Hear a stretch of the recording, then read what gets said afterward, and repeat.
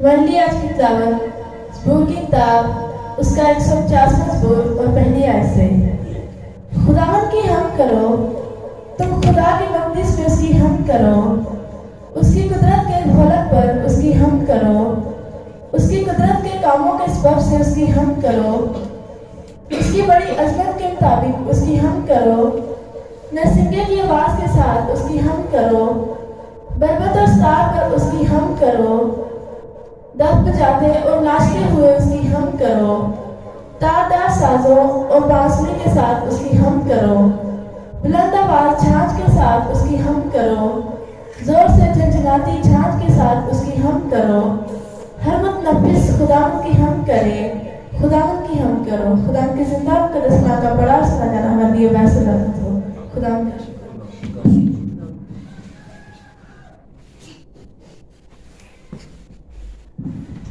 ہلیلویا جی۔ آئیے کلام خدا میں سے مقدس یوحنا کی انجیل اس کا 4واں باب اور اس کی چند آیات دیکھیں۔ 19ویں آیت سے لے کر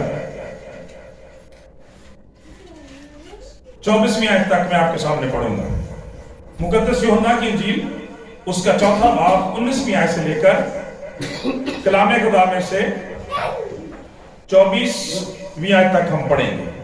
اور یہاں پر پاک کلام یوں مرقوم ہے۔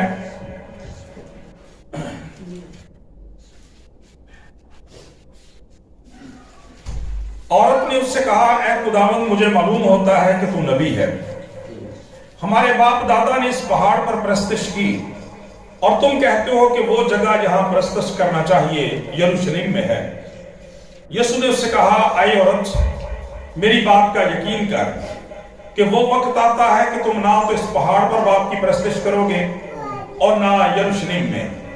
تم جسے نہیں جانتے اس کی پرستش کرتے ہو، ہم جسے جانتے ہیں اس کی پرستش کرتے ہیں، کیونکہ نجات یہودیوں میں سے ہے۔ مگر وہ وقت آتا ہے، بلکہ اب ہی ہے،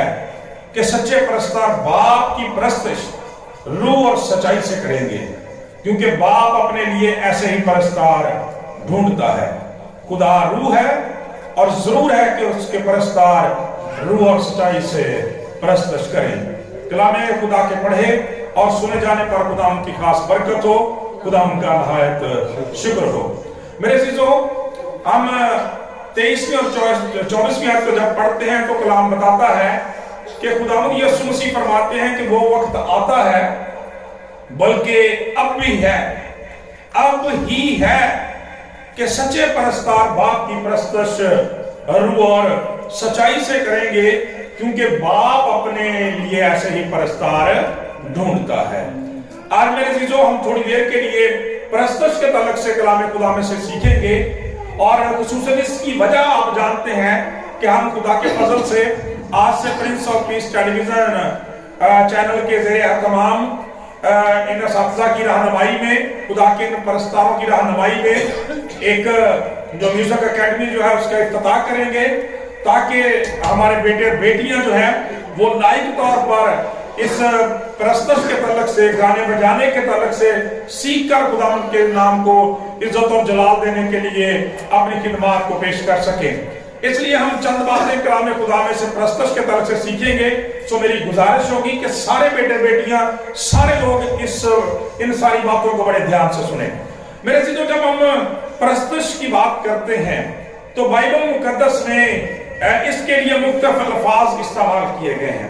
پرستش کے لیے خدا کی حمد کے لفظ استعمال کیے گئے ہیں، تعریف کا لفظ استعمال کیا گیا ہے، خدا کی تمجید کو پرستش کا نام دیا جاتا ہے، خدا کی ستائش پرستش کہلاتی ہے، خدا کی شکر گزاری بھی اسی زمرے میں آتی ہے۔ کہیں سے نغمہ سرائی کا نام دیا گیا ہے، کہیں سے گانے بجانے کا نام دیا گیا ہے، کہیں سے خدا کے نام کو جلال دینا کہا گیا ہے، اور کسی جگہ پر اسے خدا کو عزت اور آنر دینے کا نام دیا گیا ہے۔ تو میرے عزیزو، یوں جب ہم کلام خدا میں سے دیکھتے ہیں تو ہمیں پتا چلتا ہے کہ پرستش جو ہے وہ بنیادی طور پر ایک بہت بڑا اعزاز ہے میرے عزیزو، جو خدا کے لوگوں کے پاس خدا نے اپنے لوگوں کو دیا ہے۔ جب ہم کلام خدا میں سے پرستش کے تعلق سے سیکھتے ہیں تو خدا کا کلام ہمیں یہ سکھاتا ہے کہ پرستش جو ہے، جب ہم دونوں آہود کو پڑھتے ہیں، पुराने अहदनामे को और नए अहदनामे को, दोनों जगह में पता चलता है कि परस्तश बुनियादी तौर पर जो खुदा की सताइश, तमजीद, शुक्रगुजारी और जलाल के साथ ताल्लुक रखती है, दोनों आहूत के दरमियान इबादत का बुनियादी हिस्सा है। एक अच्छी परस्तश जो है वो अच्छी इबादत, अच्छे कलाम और अच्छी बरकत की बुनियाद होती है मेरे चीजों। इसलिए खुदा का कलाम कहता है खुदा अपने लिए ऐसे परस्तार ढूंढता है जो रूह और सच्चाई से उसकी परस्तश करते हैं। खुदा का कलाम ये बयान करता है कि परस्तश या जो खुदा की तारीफ है, तमजीद है, ये कोई मामूली बात नहीं है, ये बहुत बड़ा एहसास है, हमारी इबादत की बुनियाद है मेरे चीजों। और बाइबल मुकद्दस में जब हम देखते हैं, इंग्लिश की जो हमारी बाइबल है उसके लिए वर्शिप का लफ्ज इस्तेमाल किया जाता है, वर्शिप का लफ्ज इस्तेमाल किया जाता है। लेकिन जब हम डीपली पढ़ते हैं तो वर्शिप का लफ्जी मतलब सिर्फ गाना बजाना नहीं है, बल्कि वर्शिप का मतलब खुदा के हुजूर सजदा करना, खुदा की इबादत करना और उसके साथ खुदा की तारीफ और तमजीद के लिए अपने होंठों को इन साजो आवाज की सूरत में खोलना है। इसलिए मेरे चीजों, खुदा का कलाम हमें यह बयान करता है कि परस्तश जो है वो खुदा के लोगों का एक बहुत बड़ा एजाज है जो खुदा ने अपने लोगों को बख्शा है। जब हम कलाम खुदा में देखते हैं तो हमें पता चलता है, जब हम इब्तदाई खानदान में जाते हैं, आदम और हव्वा के खानदान में जाते हैं, तो वहां पर ही अक्सर हम हाबिल और काइन की कुर्बानी के ताल्लुक से पढ़ते हैं। खुदा का कलाम बयान करता है, उसी वक्त हमें खुदा का कलाम ये बयान करता है मेरे चीजों के, जब खुदा ने लोगों को मुख्तलिफ सलाहियतें दी, उन्होंने मुख्तलिफ काम करने शुरू किए। खुदा का कलाम ये बयान करता है उन्होंने खेती बाड़ी के औजार बनाने शुरू किए, जंग के हथियार बनाने शुरू किए। खुदा का कलाम बयान करता वहां पर ही उन्होंने खुदा का कलाम ये बयान करता है कि साज भी बनाने शुरू किए। खुदा का कलाम हमें सिखाता है बाइबल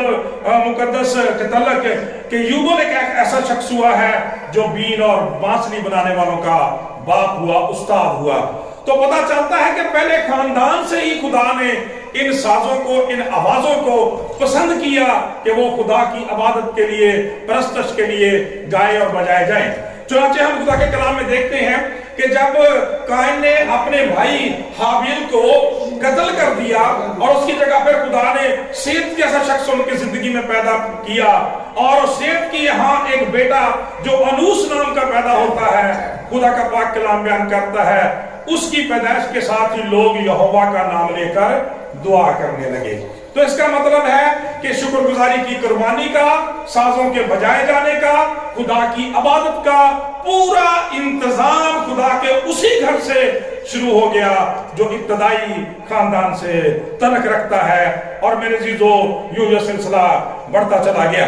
कलाम खुदा में मेरे चीजों जब हम इंसान के तलक से देखते हैं, ईमानदारों को तो ये एहसास दिया गया है कि वो खुदा के नुमाइंदे बनते हुए, खुदा के लोगों की नुमाइंदगी करते हुए खुदा की तारीफ, तमजीद, शुक्रगुजारी करें, परस्तश करें। लेकिन खुदा का कलाम बयान करता है कि खुदा इंसान के तलक से भी ये बयान करता है। जब हम कलाम खुदा में देखते हैं हमें पता चलता है, बुजुर्ग यशायाह नबी अपने सहीफे के 43वें बाब की 21वें आयत में फरमाते हैं कि खुदा फरमाता है कि मैंने उनको इसलिए खलक किया है कि वो मेरी हम्द, तमजीद और शुक्रगुजारी करते रहे मेरे चीजों। इसका मतलब ये है कि खुदा की कुदरत, खुदा की शफ़क़त, उसकी मोहब्बत, मेहरबानी का तकाजा ये है कि उसके लोग उसके हुजूर झुकें, उसकी तारीफ, तमजीद और शुक्रगुजारी करें। लिहाजा जिन लोगों को खुदा ये एहसास देता है, जो खुदा के परस्तार बनते हैं, जो वर्शिपर कहलाते हैं, उनके लिए बड़ी इज्जत और ऑनर की बात है कि खुदा पसंद करता है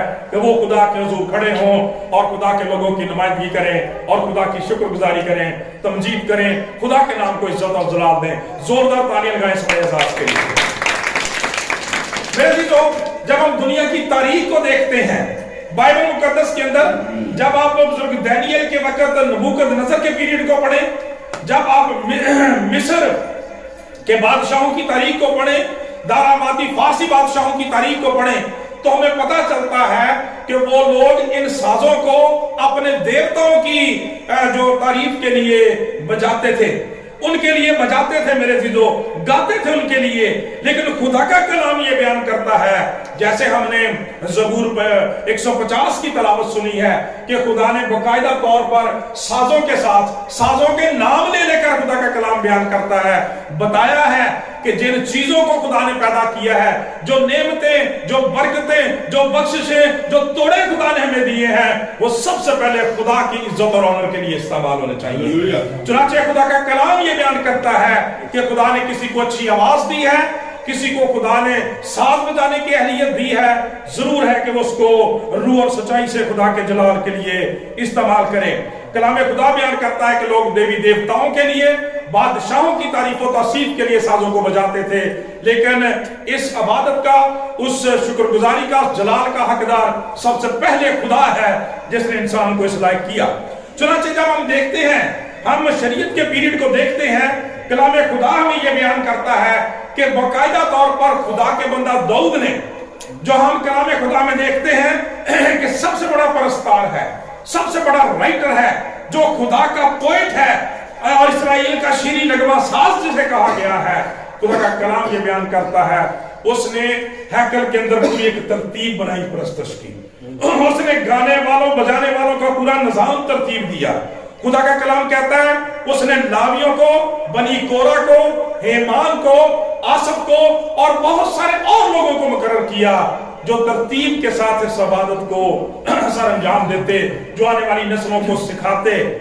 खुदा के हुजूर किस तरह से गाया जाए और बजाया जाए। बनी लावी को इस खिदमत के लिए, बनी कोरा को इस खिदमत के लिए मखसूस कर दिया गया कि वो लायक तौर पर खुदा के हुजूर गाते रहें और बजाते रहें। और खुदा का कलाम मेरे अज़ीज़ों बयान करता है, खुदा की इबादत का, परस्तश का इस बात से अंदाजा कर लें कि बाइबल मुकद्दस की जितनी किताबें हैं, 66 किताबों में जो सबसे बड़ी किताब है वो परस्तश की किताब है, और वो ज़बूर की किताब है, और उसके 150 अबवाब है खुदा का कलाम बयान करता है। और जो बाइबल मुकद्दस में बाकी ज़बूर और मज़ामीर लिखे हुए हैं वो इसके अलावा है, खुदा का कलाम बयान करता है। लिहाजा खुदा की शुक्रगुजारी करते हुए आप हमेशा खुदावंद के हुजूर सजदारेज रहा करें कि खुदा जब आपको अपने वर्शिपर होने के लिए, अपने परस्तार होने के लिए चुनता है तो उसकी शुक्रगुजारी करें। क्योंकि आज क्या पड़ा है कि खुदा अपने लिए ऐसे ही परस्तार